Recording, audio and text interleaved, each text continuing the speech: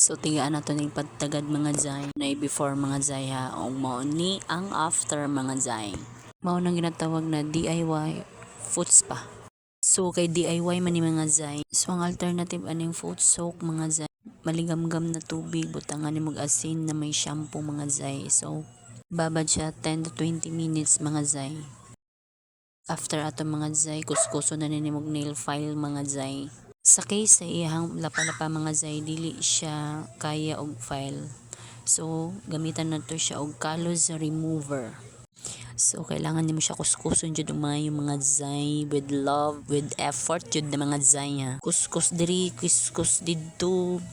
Sag-asa na lang jud niya ato ang camera mga zay. So, mao ni ato ang kalyo na nakuha mga zay ha. So, apply na nato foot scrub mga zay ha. Ang alternative ani mga zay kay asukal na may cream silk mga zay.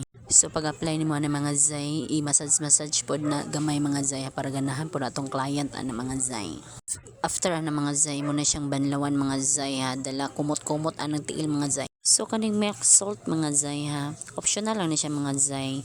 Pero kay OA man kay ta mga zay, so ato anang applyan mga zay. Ibabad lang na siya og 3 minutes mga zay para mag-smooth ang imuhang mga tiil.